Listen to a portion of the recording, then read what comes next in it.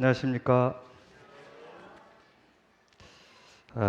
어제는 우리 교회 큰 행사가 있었죠. 우리 박다섬 형제, 김가은 자매, 그리스도 안에서 귀한 가정을 이루는 그런 좋은 날이 있었습니다.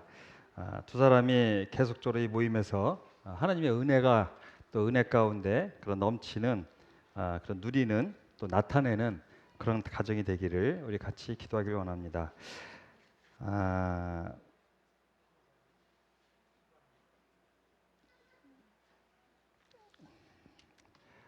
오늘은 우리 스바냐 강의 6표 여섯 번째 시간인데요.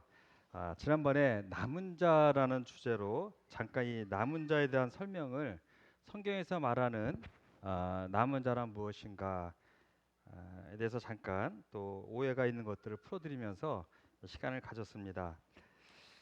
에, 저도 잘 기억이 안 나서 하도 오래전이라서 그렇죠. 중간에 제가 다른 말씀을 전하는 바람에 영상을 한번 이렇게 들어봤습니다. 에, 괜히 뭐 성도님들은 더 기억이 안 나시겠죠. 그래서 제가 잠깐 정리를 좀 하겠습니다.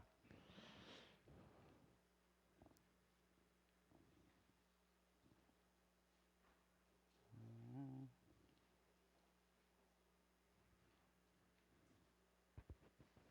오늘 또 안 되네. 잘해요. 하나만 넘겨주세요. 네, 아이고, 네, 됐습니다. 자, 스바냐 1장에서는 우리 지난번 말씀 전하신 것 드린 것처럼 특별히 이제 모든 것이죠. 땅의 모든 것, 이스라엘 백성뿐만이 아니라 타락한 백성들, 왕족들, 또 권력에 붙어 있는 자들, 교만한 자들, 이런 모든 사람이 여호와 날의 진노의 대상이다라는 말씀으로 전해졌습니다. 어렴풋이 기억이 나시죠? 2장에서는요.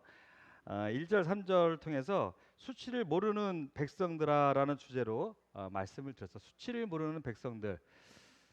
부끄러움을 모르는 건 참 어리석죠. 부끄러운 짓을 하고도 그것이 부끄러운 줄 모르는 사람들이 가장 많이 있는 곳이 어딘지 아세요? 혹시 우리나라에서? 부끄러운 짓을 가장 많이 하고도 그게 부끄러운 짓을 모르는 사람들이 가장 많이 있는 곳. 마치면 제가 초코바 하나. 에? 와, 어떻게 하셨어요? 국회죠, 국회. 국회뿐입니까? 뭐 정치하는 모든 분들이 다 그렇죠. 뭐 진보 보수를 떠나서 정말 부끄러운 짓을 하고도 또 다른 사람이 똑같은 짓을 하면 비방하고. 근데 성도가 그렇게 살면 안 되겠죠, 그렇죠?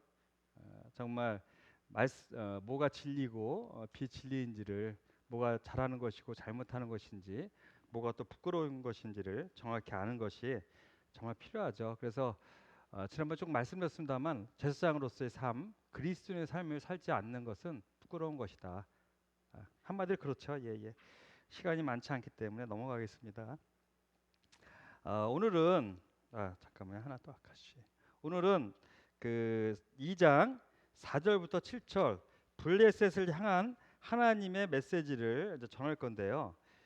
여기에도 주제가 보면 남은 자에 대한 개념이, 남은 자에 대한 말씀이 있습니다. 우리 2장 한번 펴볼까요? 이제 다음에 읽을 거긴 한데 한번 그냥 성경을 찾아서 한번 읽어보는 시간을 갖도록 하겠습니다. 스바냐서 2장 4절부터 7절입니다. 스바냐서 2장 4절부터 7절. 근데 우리 대형제님 그거 어떻게 하셨어요?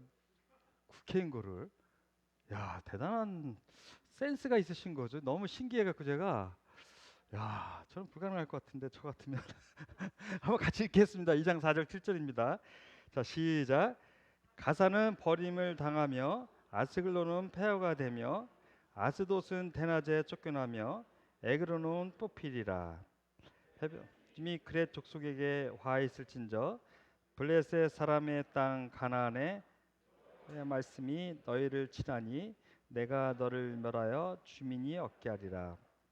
해변은 풀밭이 되어 목자의 음막과 양떼의 우리가 그 지경은 유다 족속의 남은 자에게로 돌아갈지라. 그들이 거기에서 양떼를 먹이고 저녁에는 아스글론 집들에 누우리니 이는 그들의 하나님 여호와가 그들을 보살피사 그들이 사로잡힘을 돌이킬 것임이라. 네. 우리 여기 보면 블레셋을 향하여라는 지금 4절부터 7절이요. 대상이 블레셋입니다. 뭐 잘 아시겠지만 혹시 잘 모르시는 분들 위해서 제가 지도를 찾았는데요. 블레셋이 여기가 예루살렘이 여기죠. 예루살렘, 모압, 암몬, 아람, 위에 아스리아. 그래서 이제 이 장의 내용들이 나오는 국가들이에요. 모압, 암몬, 아수리아, 그다음에 옆에 블레셋, 밑에 애굽과 구스 같이 포함이 돼서 이제 나올 건데요. 오늘 어쨌든 지금 이 4절과 7절의 대상은 이 블레셋입니다. 블레셋. 여기 보면 에스글론, 아스돗, 에그론, 가드, 가사 이렇게 나오죠. 하나, 둘, 셋, 넷, 다섯.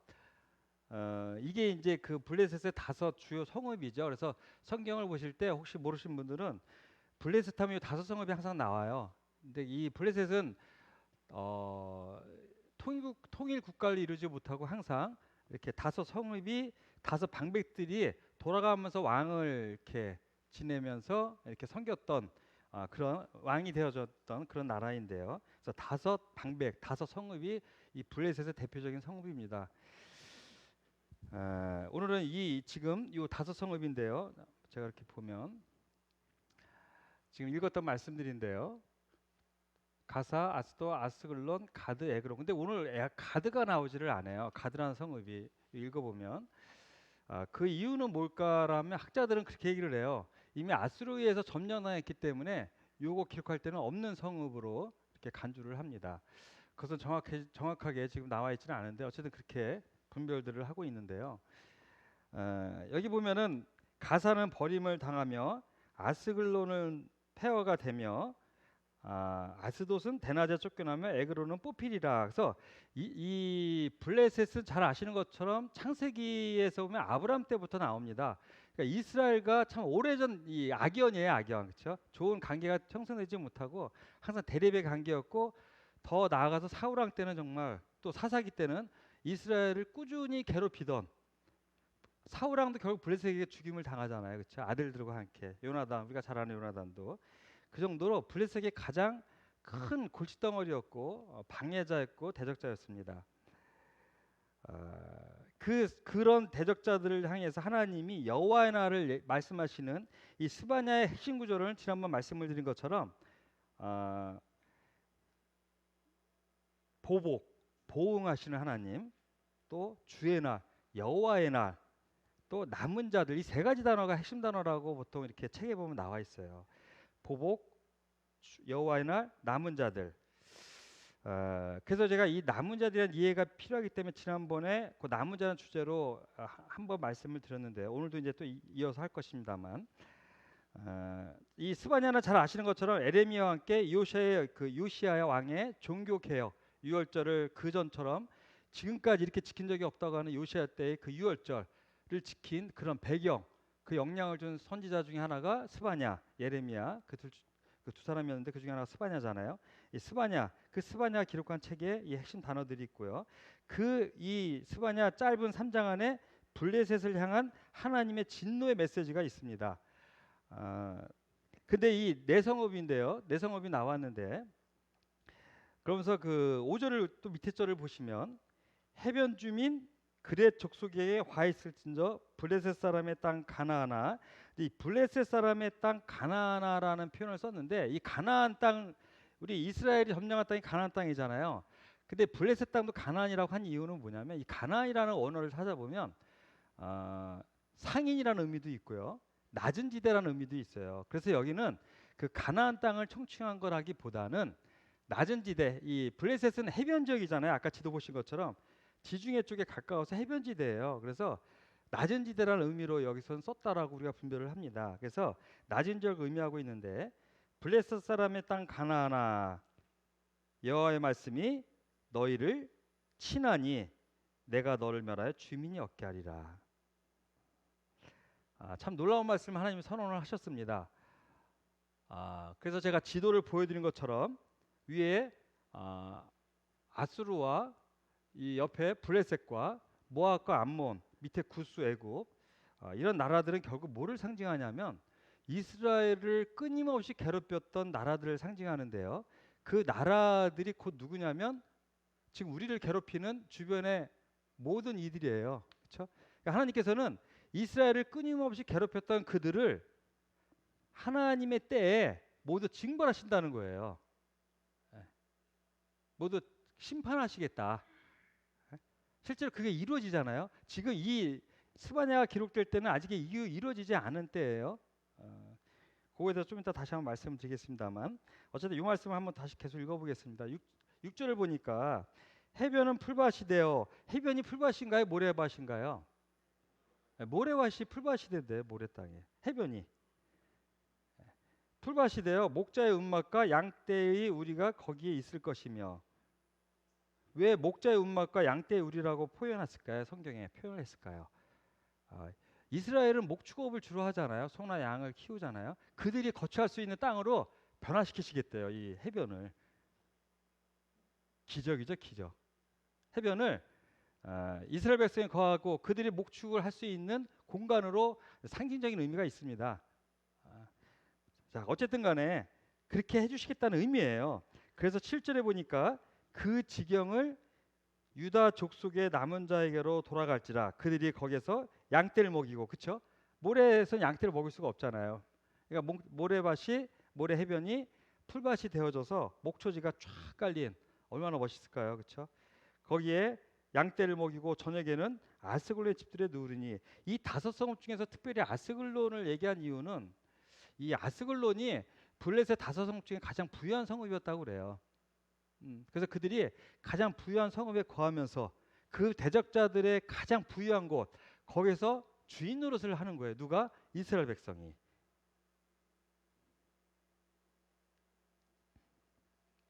그러면서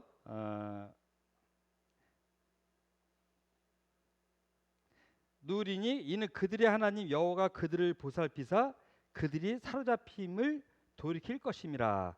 자, 그들을 보살피셔서 사로잡힘을 돌이킨다. 이 말씀 때문에 이제 지난번 제가 말씀을 드린 것처럼 오해의 소지가 있는데, 그럼 이 블레셋을 차지하는 사람들이 누구냐? 지금 얘기하는 대상들 남은 자가 누구냐? 포로 귀환 자다. 바벨론 포로. 바벨론 70년을 이제 유수했다가 귀환한 자들이다라고 분별을 하는 책들이 많이 있다라고 제가 말씀을 드렸습니다. 왜죠? 이 내용 때문에 그래. 돌이켰다. 근데 이게 지금 문제가 있는 것이 무엇이냐면 로마서 9장에도 보면 이사야가 이스라엘에 관하여 외치되 이스라엘 자손들의 수가 비록 바다의 모래가 될지라도 남은 자만 구원을 받는다라고 말씀하셨어요. 이스라엘 백성 저가 구원받고 처음에 몇 번 단에서도 말씀드렸습니다만 성경을 읽을 때 헷갈리는 게 있었어요. 구원받고 이스라엘을 하나님 나중에 회복시키시면 그 이스라엘은 구원을 안 받아도 회복이 되나? 그런 고민 안 해보셨어요? 20대 때 성경을 읽으면서 그럼 이스라엘은 구원을 안 받아도 되나? 우린 구원받아야 되는데 뭐지 이게? 근데 아니에요. 하나님이 이 땅의 어떤 통치 개념으로 이스라엘을 택하신 것 뿐이에요. 그러나 그들 역시도 거룩해져야 돼요. 제가 여러 번 말씀드린 것처럼 그들 역시도 시편이나 창세기부터 원시복음, 창세기, 출애굽기, 신명기 계속 그 메시아 오실 분이 나오잖아요. 그들은 그 오실 그리스도를 마음에 받아들이면서 구원을 이루어갔어요. 구원을 받았죠. 시편에 다윗이 그 오실 메시아를 기록했던 것처럼 오실 그리스도를 기억하면서 그들의 생명을 소유하는 그런 일들이 일어나고 있는데, 이 부분은 뭐 너무 긴 얘기라서 다음에 말씀드리고, 어쨌든 간에 이스라엘 백성도 역시 누구만 구원을 받아요? 모래가 될지라도. 아브라함의 후손이 모래 같다고 말씀하셨잖아요. 그들이 다 구원받는 게 아니라 누구만? 남은 자만 구원을 받는다라고 얘기했어요. 남은 자. 뭐죠? 그리스도를 아는 자들이에요. 그리스도를 영접한. 단순히 속죄제를 많이 드리고 제사를 많이 드리는 그런 바리새인 같은 사람들이 아니라, 형식적인 제사를 드리는 사람들이 아니라 주님을 믿은 자들이에요. 메시아를, 오실 그리스도를 믿은 자들을 얘기하고 있습니다. 밑에 미가서도 보면 이스라엘 남은 자를 모으고 그들을 한 곳에 두기를 보스라. 이 바로 이 이스라엘 옆에 땅이잖아요. 암몬 땅이죠. 암몬 땅에 모압 지방의 유명한 목양지인데요. 양떼같이 하면 초장 양떼같이 하리니 사람들이 크게 떠들 것이며 번성을 얘기하잖아요. 번성. 자, 이 에스라에서도 보면요. 제가 지난번에 이걸 보여드렸는데 그냥 뭐 귀한 자들을 얘기하고 있는데 간단히 말씀을 드리면 제가 지난번에 4만 9천 명만 썼는데 이 4만 9천 명 안에는 이 노비들이 들어가요. 그래서 이스라엘 회중만 아니기 때문에 제가 다시 분리를 했습니다. 이스라엘 회중만 4만 2천 명이고요. 2차는 1733명. 여기는 또 남자들만 기록되어 있기 때문에 곱하기 3 정도 하면 뭐 2, 3 정도 하면 5천 명 정도라고 추산을 하죠. 이렇게 해서 한 5만 명 정도 3차는 기록이 안 돼 있어요. 자, 이 정도가 와서 소수 남은 자잖아요. 근데 이 귀한 자들이 왔을 때 이스라엘 땅의 모습을 보면 블레셋하고는 아무 연관성이 없어요. 지난번에 잠깐 보여드렸는데 혹시 기억하시는지 모를까 한번 지도를 볼게요. 잘 안 보이시죠? 자, 블레셋 땅이 어디 있나요? 아스돗, 아스글론, 이스돗. 자, 이게 유다 속주, 유다에 속한 땅, 니엠의 대적들 해갖고 나온 지도인데요. 유다는 여기만 머물렀어요. 여기만이요. 이렇게. 유다가 귀국을 해서 이 고레스 칙령에 의해서 그들이 귀환을 해가지고 그들이 성전을 건축하고 느헤미야한테 성벽을 재건할 때 그들이 머무른 땅은요. 이 스바냐 2장에 나오는 블레셋, 구스, 모압, 암몬, 아수르를 다 차지하지 못하고 여기만 있었어요. 여기만. 예루살렘 중심으로. 예루살렘 중심으로. 그럼 이 사람들이 귀한 자들인가요? 이쪽 가지도 못했어요. 이쪽은. 다음 시간에 제가 이 모압 암몬을 얘기하면서 또 추가로 말씀을 드리겠습니다만 구경도 못해요. 대적자들이 다 포진하고 있었어요. 주변에. 그들은 요 땅에서 왕이 아니라 총독이 다스리는 페르시아의 한 속주 이 지방 분권 이 한 지방이었을 뿐이에요. 완전히 회복된 것이 아니에요. 그리고 이 해변이 모래로 변한 적도 없어요. 여기 가서 양을 키우면서 크게 떠든 적도 없어요. 그래서 이거는 귀한 자, 이 포로 귀한 자들을 얘기하는 게 아니라 우리 누가복음을 보시면 요거는 남은 자들을 얘기하고 있는데 제가 한번 또 추가 설명을 좀 드리겠습니다. 요것도 제가 지난번 영상을 보니까 급하게 광고할 게 있어서 끝내면서 설명이 미흡했더라고요. 막상 할 때는 몰라요. 어떻게 끝내지를. 보면 알겠더라고요. 아이고 저 저렇게 끝내면 안 되는데. 그래서 제가 오늘 또 불이 나게 이 말씀을 꼭 여기다 껴놨는데 누가복음 21장 20절 24절은 주로 이제 예루살렘 군대들이 에워싸이는 것, 예루살렘 멸망을 얘기하고 있잖아요. 많이 아시잖아요. 우리 많이 얘기를 했기 때문에 간단히 넘어가고 혹시 처음 듣는 분들은 우리 모임에서 말씀 전했던 거 열심히 들어보십시오. 그러면 이해하실 겁니다. 시간이 많지 않아서 간단하게 얘기하면 또 잘 아실 거라고 생각이 들어지고 어쨌든 티투스 장군에서 이 AD 70년에 예루살렘 멸망하는 것을 얘기하고 있지만 궁극적으로 뭐라 그랬죠? 또 미래적으로는 뭐죠? 환란 후 끝이에요. 끝부분을 얘기하고 있어. 두 가지를 같이 얘기해요. 지금으로부터 1900년 전에 로마에 의해서 멸망당한 이스라엘의 모습을 얘기하고 또 앞으로 이 주님이 언제 이제 오실 일이 다가오고 있잖아요. 참 요즘은 뉴스를 들으면 재미가 없죠. 인플레 얘기만 하고 이 전 세계 밀수출 2위 국가가 어딘지 아세요? 저도 어제 이 뉴스 보고 알았는데 인도더라고요. 인도가 미술출을 금지했대요. 왜냐하면 이 팜유도 인도네시아가 금지했잖아요. 그 이유들이 자꾸 이 수출업자들이 자꾸 외국 인플레 단가가 올라가니까 수출만 하려고 하는 거예요. 내수는 똑같은 가격이니까. 그러니까 이게 밀을 그렇게 많이 생산을 하는데 팜유를 그렇게 많이 생산하는데도 자국이 없는 거예요. 이 기름하고 밀이. 업자들이 자꾸 팔라고만 하니까 돈을 벌어야 되니까. 그러니까 이 나라에서 자꾸 매번 경고하다가 안 되니까 자꾸 수출을 금지해 버리는 거예요, 지금. 이 푸틴 씨 때문에. I love 푸틴 하시는 분들이 많은 것 같은데 외국에는 푸틴을 이뻐하시면 안 되죠, 그렇죠? 아주 저주스러워요, 요즘에 푸틴이. 자, 그래서 금지를 하게 되면 이제 밀가루 값이 지금도 폭등을 하고 있는데 더 폭등을 하겠죠. 참 나라가 점점 심각해져 가고 있습니다. 세상이. 아, 밀 한 대에 한 데나리온이요라는 말씀 기억하시죠? 밀 한 대에 한 데나리온이라는 건 이 한 금액으로 뭘 얘기하냐면 일일 품삯이에요. 그럼 지금 그 최저임금이 많이 올라서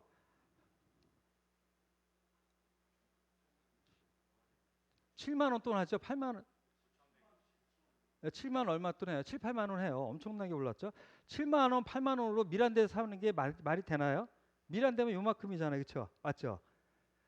그게 이제 말세의 모습이라고 성경은 기록하고 있어요. 모르겠습니다. 하나님이 예언 연습을 하시는 건지 정말 오실 건지는 모르겠어요.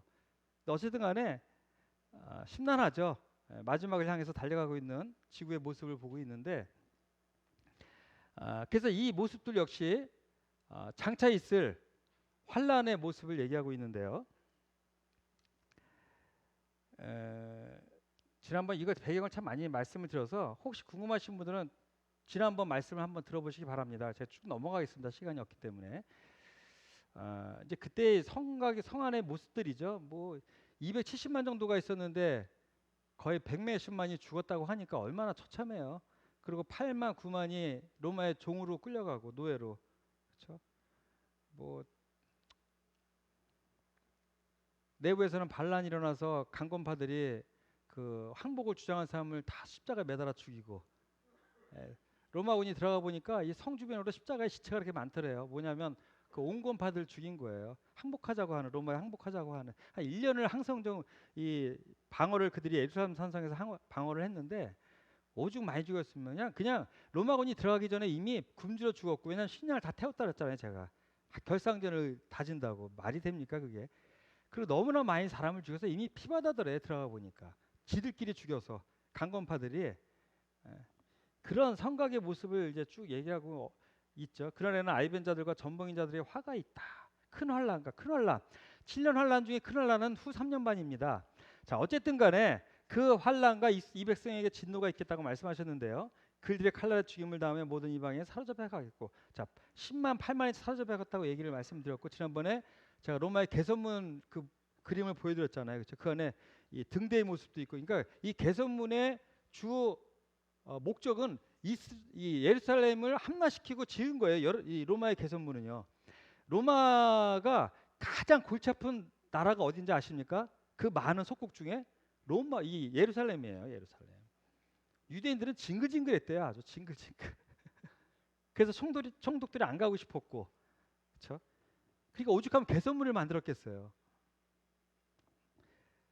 자, 그래서 어쨌든 간에 그들이 칼날에 죽임을 당하며 그래서 이제 여기 보면 죽임을 당하면 모든 이방에 사로잡혀 가겠고 예루살렘은 이방인의 때가 차이까지 이방인들에게 밟히리라. 자, 언제까지요? 예루살렘은 이방인의 때가 차이까지 밟히리라. 자, 이 말씀을 보시면 도대체 예루살렘이 이방인의 때가 차이까지 밟힌다는 게 말이 무엇일까? 그 다음 말씀을 보면 요한계시록 11장 1절 보면 이 지금 말씀의 배경은 환란이다 대환란 기간을 얘기를 해요. 왜냐하면 여기 보면 자, 성전을 측량하라고 말씀하시는데 바깥마당은 측량하지 말고 그냥 두라. 이것은 이방인에게 주었은즉 그들이 거룩한 성을 42달 동안 짓밟으리라. 42달은요. 유대력으로 360일을 그든 365일이 아니라 360일로 계산해서 3년 반이에요, 이게. 그래서 이게 스가랴 14장에 보면 주님이 감난산에 임하시고 요한계시록 16장에 보면 아마겟돈에 이 적군들이 모여들고 19장에 보면 뭐가 나오죠? 주님이 백마를 타고 이 땅에 오셔서 그 대적자들 치시는 장면이 나오잖아요. 이게 다 연결돼 있잖아요. 근데 이 아마겟돈 전쟁이라고 하는 또 주님이 스가랴 땅에 이 스가랴 14장에서 말하는 감람산에 임하실 때의 배경, 또 19장에서 주님이 이 땅에서 그 적군들 칠 때의 배경은 이미 예루살렘이 함락됐을 때라는 거예요. 이방인의 땅에게, 이방인들에게. 티토스 상군이 AD 10년에 함락했을 뿐만이 아니라 환란 끝 무렵에도 예루살렘이 그래서 아마겟돈 우리 계시록 16장을 보면 어떤 장면이 나옵니까? 동쪽에서 적군이 쳐들어오면서 이 강이 마른다 그러잖아요. 그렇죠? 동쪽이 누굴까? 뭐 동쪽에는 중국이 있죠. 그렇죠? 예. 또 에스겔서 38장이나 이렇게 쭉 보면 뭐 북쪽을 얘기하고 있잖아요. 또 창세기 계시록 19장 끝부분에 보면 곡과 마곡을 얘기하는데 물론 이제 여러 가지 분별도 있습니다만 그건 북쪽을 얘기하고 있잖아요. 그렇죠? 그래서 이제 러시아라고 얘기도 하고 근데 이거는 뭐 미래일이기 때문에 요한계시록은 정말 어려운 게 미래일이기 때문에 우리가 정확하게 분별하기는 어렵습니다만 이스라엘을 가장 미워하는 족속들은 동쪽과 북쪽에 있는 게 맞긴 해요. 그렇죠? 아랍은 상대가 안 돼요 지금. 그렇죠? 3차 중동 전쟁이 3차까지 있었죠. 다 패했잖아요. 4억과 600만이었나요? 그렇죠? 전쟁이 안 돼요. 그들을 이렇게 강하게 칠 나라들은 아주 강한 민족이 아니면 나라가 아니면 어렵죠. 그래서 어쨌든 요한계시록에도 있고 또 아까 우리 성경들 찾아보면 환란 끝에는 예루살렘이 다시 한번 정복이 되는 거예요. 다시 한번. 그래서 데살로니가 후서에 보면 이 부분 넘어가겠습니다. 또 로마서에도 보니까 여기 보면 또 이게 나오죠. 이게 우리가 형제들아 너희가 스스로 지혜 있다면서 이 신비를 너희가 모르기를 내가 원하지 아니하노니 이 신비는 신비라 표현하시면서 이방인의 충만한 수가 들어오기까지 이스라엘 더러는 우둔하게 된 것이라. 그러면서 26절에 그래 온 이스라엘이 구원을 받으리라. 이 온 이스라엘이란 말에 오해가 있는데 이 온 이스라엘은 구원받은 자를 얘기해요. 구원받은 성도들만 구원을 얻는다는 얘기예요. 다 이스라엘 백성이 다가 아니라 남은 자하고 이 대치가 되잖아요. 그렇죠? 그래서 이 지금 신약에서 로마서에서는 이 이방인의 충만한 수라는 의미가 나오고요. 요한계시록 이 누가복음 21장에서는 이방인의 때가라는 표현이 나옵니다. 자, 다시 한번요. 누가복음 21장에서는 이방인의 때, 로마서에서는 이방인의 충만한 수가 나오는데 이 차이를 지금 우리가 알고 성경을 봐야 되는 게 뭐냐면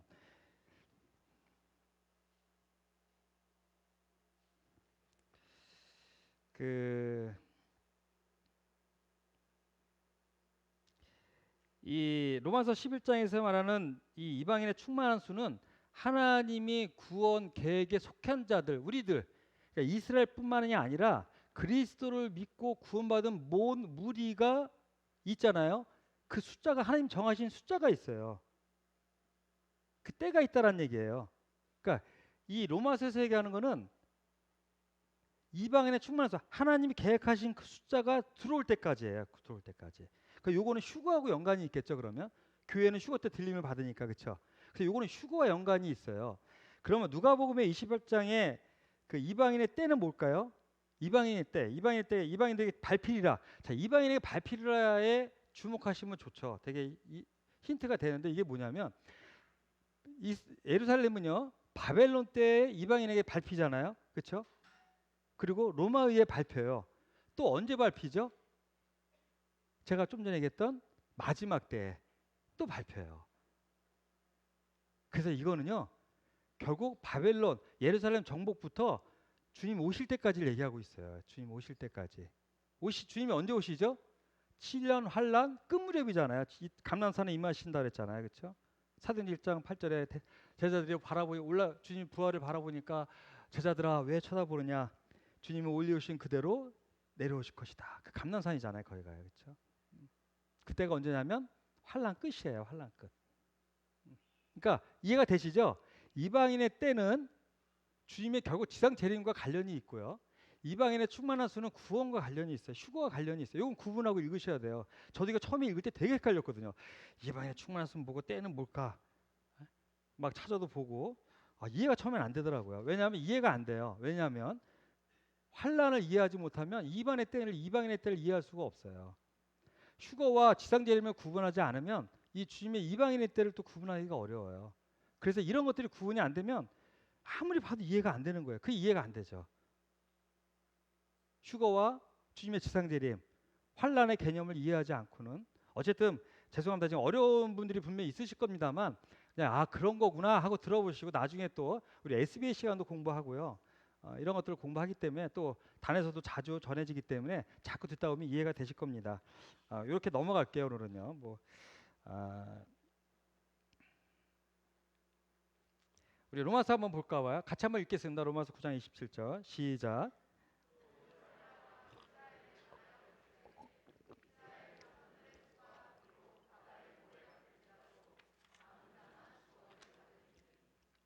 네. 바다에 모래 갔을지라도 남은 자만 구원을 받는다. 다시 한번 우리가 얘기를 하고 있죠. 아까 읽었던 말씀이잖아요. 거기 밑에 요한계시록을 한번 나중에 집에 가서 찾아보시면 좋은데 요한계시록 7장 4절 8절 14만 4천 잘 아시는 밑에 9장 9절 14절은 환란을 통과하는 거룩한 무리들이에요. 이방인 중에. 그러니까 이스라엘의 남은 자들과 환란을 통과한 자들과 이방인 중에 남은 자들을 이 성경이 지금 4절, 8절, 9절, 14절에 얘기를 하고 있어요. 이들이 바로 남은 자들이에요. 이들이 바로 천년왕국에 아까 블레셋 땅을 차지할 자들이에요. 포로귀한 자들이 아니라 주님이 이 땅에 오셔서 열국을 심판하시고 천년왕국 동안 주님의 다스림 속에 창세기 20장인가요 보면 천년 동안 순교한 자들과 또 우리들이 부활하여서 살아서 천년 동안 왕노릇 하리니 해서 다스림을 한다고 얘기를 하고 있잖아요. 이제 바로 그 무리들이죠. 그 무리들. 이들이 바로 이 블레셋 땅과 암몬과 모압과 아수르와 쿠스 땅을 차지하는 거예요. 귀한 자들은 아니고, 그렇죠? 네. 네, 여기까지만 하고요.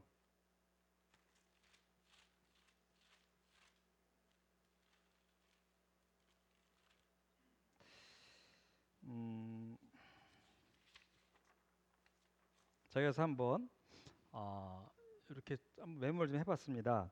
구약에서의 남은 자 개념을 우리가 남은 자란 개념, 남은 성경에서 남은 자는요 거의 좋은 의미예요. 그러면 한번 제가 이렇게 좀 임팩트 있는 구절들을 한번 찾아봤어요. 노아의 홍수 사건 이후에 남은 자가 몇 명이었죠? 8명. 그렇죠? 노아의 부부와 세 아들. 책을 보면요. 노아의 홍수로 죽은 사람들의 인구를 그러니까 아담과 하와 이후에 계산을 쭉 해보니까 한 30억 정도를 추산해요. 지금 너무 많은 것 같아서 제가 한 5억만 얘기하고 싶어요. 5억. 30억이 죽었다니까 너무 이상하잖아요. 그렇죠? 홍수 때 다 죽었어요. 8명만 남고. 막 1억이라도 많고요. 한 1000만도 많을 것 같아요. 너무 많아요. 그렇죠? 한 1500년이 흘렀기 때문에 계산하면 그렇게 나온다 그래요. 어쨌든 간에 노아의 홍수 사건으로 남은 자는요. 1억, 2억, 100만, 1000만, 50만, 10만, 1만이 아니라 딱 몇 명이라고요? 8명이에요. 해석하게도. 자, 그 밑에는 또 뭐가 있나요? 소돔과 고모라에서는 누구만 남았나요? 롯의 가족만 남았어요.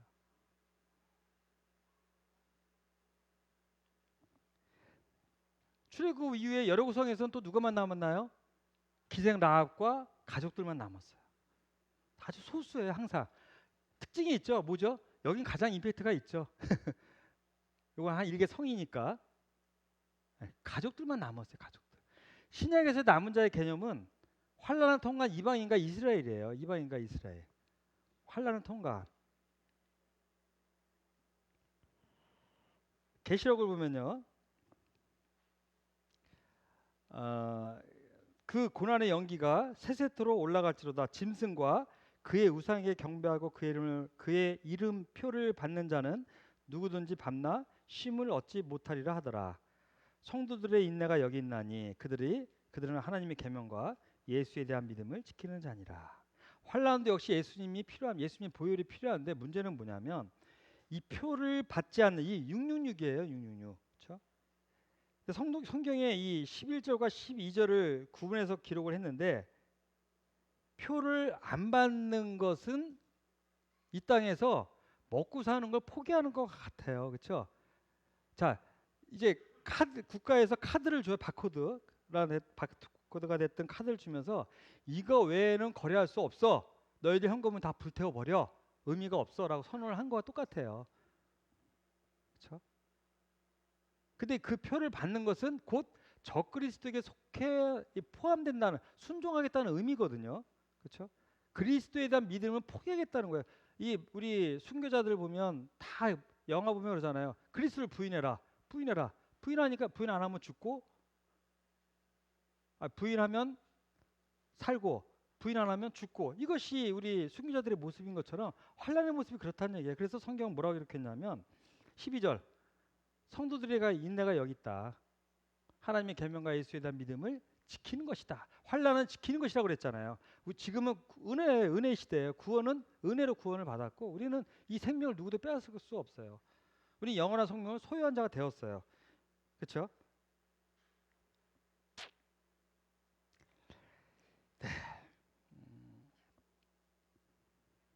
마태복음을 보시면 뭐 24장 잘 아시는 것처럼 환난을 얘기하고 있잖아요.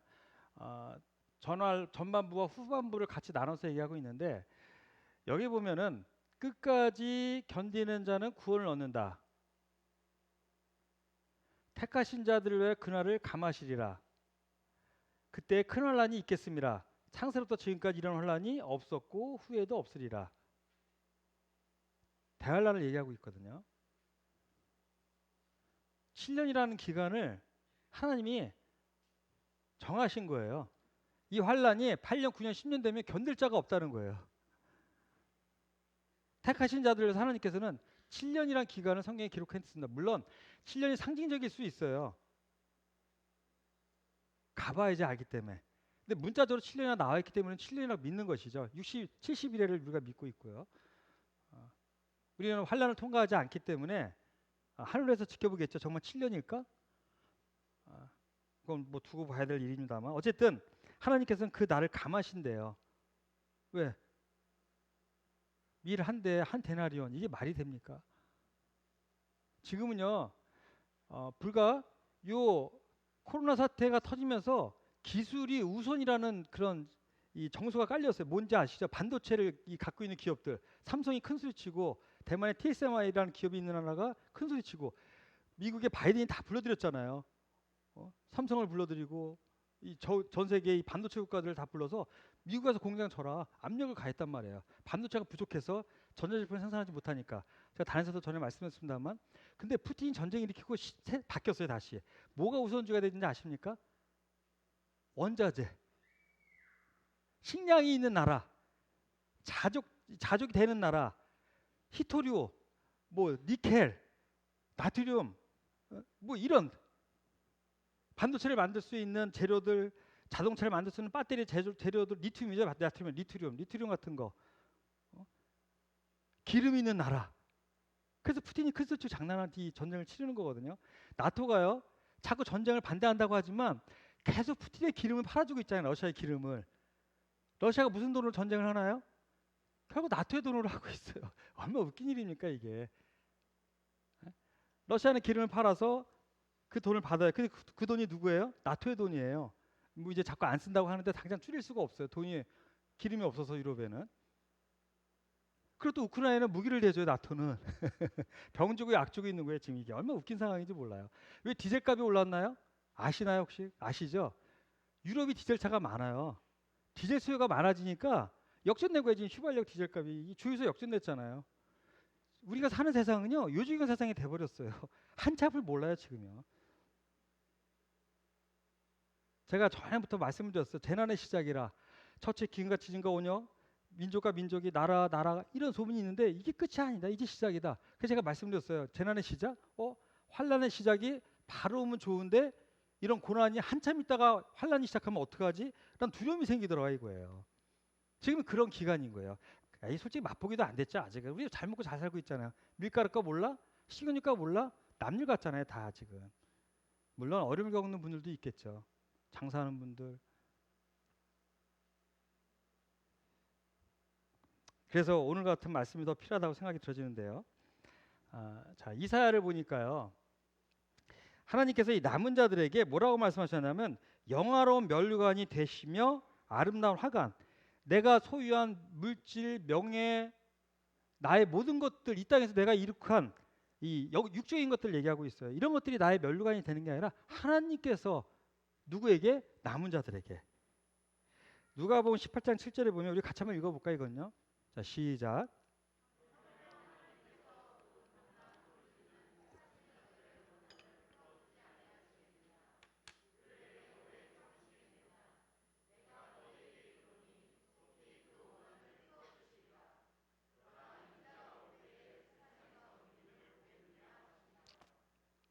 자, 제가 밑에 읽겠습니다. 윌리엄 주석을 제가 찾아보니까 이렇게 써놓으셨어요. 주님께서 오실 때 그분께 충성된 자는 소수 잔존자에 불과할 것을 가리킨 말씀일 수도 있다. 제가 이제 환란의 남은 자의 개념에서 우리에게로 오고 있는 거예요. 우리에게 남은 자의 개념을 지금 접근하고 있는 것입니다. 예. 환란은 이제 우리 얘기가 아니니까 그건 뒤로 하고요. 그러면 이 은혜의 시대를 사는 우리에게는 어떻게 남은 자를 적용할 것인가를 제가 말씀드리는 거예요. 사사계처럼 불순종, 심판, 회개, 구원, 재타락 이런 개념은 이제 없어요. 제가 분명히 말씀드렸습니다. 이제는 부흥, 평양의 부흥, 많은 목사들이 부흥을 외치고 있지만 이 마지막 때 부흥은 없습니다. 이제는요. 주님 오시는 거 기다리면서 견디시는 거예요. 인내로 이제는 견디시는 거예요. 지금은요. 이 대한민국에 다시 기독교 부흥이 올 것 같은가요? 상식적으로 그게 가능할까요? 왜 자꾸 우리가 복음을 외국인들에게 전하죠? 우리들의 마음이 이미 굳어졌어요. 이 세상 사람들의 마음은 복음이 안 들어가요. 이 땅에 복음의 부흥이 다시 온다고요? 제가 죽을 때까지 안 올 거예요. 저 확증해요. 제가 이것이 틀려지면 제 모든 것을 걸겠습니다. 전에도 무스갯소리 했는데요. 그만하고요. 자, 세상 인자가 올 때 환란뿐만이 아니라 주님이 이 땅에 휴거로 오실 때 믿음을 보게 된다고 말씀하셨어요. 주님이. 성도는 분명히 성도예요. 우리 다 성도예요. 그렇죠? 우리 다 천국을 분명히 갑니다. 문제는 뭐죠? 어떻게 가냐요? 어떻게 가냐.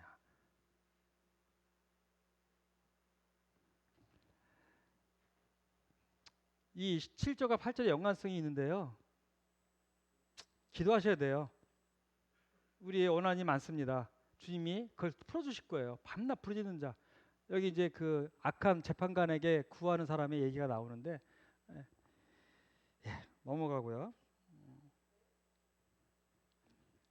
이사야 안 나갔나?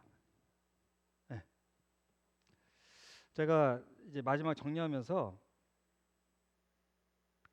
그 베드로후서는요. 베드로가 죽음을 앞둔 2, 3년 전에 기록한 책이에요. 그래서 이 노 성도님이 기록한 것을 좀 드리고 싶어요. 말씀으로. 제 얘기가 아니라 3장 14절에 보면 그러므로 사랑하는 자들아 너희가 이것을 바라노니 주 앞에서 점도 없고 흠도 없이 평강 가운데서 나타나기를 힘쓰라. 죽음을 앞둔 사도 베드로가 우리에게 남기는 말이에요. 점도 없고 흠도 없이 양은 양이에요. 같이 성도에 똑같이. 그러나 어떤 자로요? 점도 없고 흠도 없이 마지막에 주님을 만나라는 얘기예요. 사도 바울이 기록한 걸 또 보겠습니다. 이게 더 바로 죽음 앞에 있는 기록이죠. 이제후로는 나를 위하여 의의 멸관이 예비되었으므로 주 고 의로우신 재판장이 그날에 내게 주실 것이며 내게만 아니라 주의 나타나심을 사모하는 모든 자에게니라. 면류관을 다 주나요? 뛰는 자는 경계하는 자는 여럿이나 상 받는 자는 하나인 것처럼 면류관을 다 받나요? 소수가 받나요? 소수가 받죠. 저는 학교 다닐 때 우등상 받는 소망을 가져본 적은 없는데 그 졸업식 할 때마다 아유 좀 열심히 해서 받을까 하는 생각은 들더라고요. 그렇죠? 소수만 받아요. 소수만. 그 면류관은 언제 결정나나요? 이 땅에서 결정나요. 이 땅에서. 천국에서 결정나는 게 아니에요. 이 땅에서 결정이 나는 게 문제예요. 문제는. 그렇죠? 자, 밑에 보면 요한계시록 19장 8절. 그에게 빛나고 깨끗한 새만포 옷을 입도록 허락하셨으니 이 새만포 옷은 성도들의 옳은 행실이로다 하더라. 자, 이 19장의 배경은 뭐냐면 휴거된 후에 천국에서의 혼인잔치예요. 주님과 함께 교회와 주님의 혼인잔치가 있은 다음에 다음 배경이 뭔가요? 주님의 지상재림이잖아요. 그렇죠? 바로 이어서. 근데 주님이 혼인을 온 우리 교회 성도들을 볼 때 그 옷을 따라 구별이 되는 거예요. 옷. 흰 옷. 이 땅을 살아갈 때 거룩한 성도는 아주 깨끗한 새만포 옷을 입고 주님을 신랑을 맞이할 것입니다. 정결한 처녀로. 사도 바울이 중미하기 위함이라 그랬잖아요. 우리 중매했잖아요. 사도 바울이요. 중매하기 위함이라. 정결한 처녀로 주님을 만나지만 흠이 많은 처녀로도 만날 수 있다는 얘기예요. 네. 요 마지막으로 이거 읽고 끝내겠습니다. 베드로서 3장 18절 다시 한번 이 사도 베드로가 우리에게 남긴 말입니다. 오직 우리 주 예수 그리스도 우리 주 곧 구주 예수 그리스도의 은혜와 그를 아는 지식에서 자라가라. 영광이 이제와 영원한 날까지 그에게 있을지어다. 노후의 베드로는 우리에게 말하는 메시지가 뭐냐면 이제 끝나는 거예요. 베드로서 3장 18절이면 베드로서가 3장 18절이 끝절입니다. 마지막에 우리에게 남긴 말이잖아요. 은혜 속에서 그를 아는 지식에 자라가라. 계속 말씀을 대하면서 성장하라는 거예요. 왜 성장해야 되죠? 어린아이는 간산유혹에 빠진다고 에베소 4장에 나오잖아요. 간산유혹에 빠져 미혹에 흔들리지 않게 함이야를 말씀이 나오듯이 성장해야지 흔들리지 않죠. 성장해야지 남아나죠. 우리가 어린아이가 어떻게 남아날 수 있어요? 그렇죠? 어린아이들은 힘이 없어요. 그러나 성장한 사람은 버틸 힘이 생겨요. 그러니까 성장하셔야지. 성장. 그런 분들이 영광이 그에게 이제 영원한 날까지 그에게 있을지어다. 그런 분들이 하나님께 영광을 드리는 삶을 살고 남은 자로서 명예로운 면류관을 받는 그분들이 그 하나님의 영광 드리는 삶이잖아요. 그렇죠? 예, 그런 삶을 살겠죠. 밑에 마태복음 10장 39절 한번 같이 읽어보겠습니다. 시작. 자기 목숨을 얻는 자는 잃을 것이요 나를 위하여 자기 목숨을 잃는 자는 얻으리라. 나를 위하여 주와 하나님을 위해서 자기 목숨을 잃는 자는 이 땅에서의 나의 소망은 없다. 나의 소망은 오로지 아버지 하나님과 그리스도에게만 있다라는 그런 마음으로 살아가는 자는 진정한 생명을 얻을 것입니다. 그냥 단순히 살아가는 생명이 아니라 진정한 생명. 그래서 우리 모두가 이 마지막을 살아가는 것 같잖아요. 그렇죠? 이 마지막을 살아가는 우리 모두가 구약에서 계시록에서 얘기하는 그런 남은 자가 돼서 하나님께 칭찬받는 우리 모두가 되어지길 소망합니다. 감사합니다.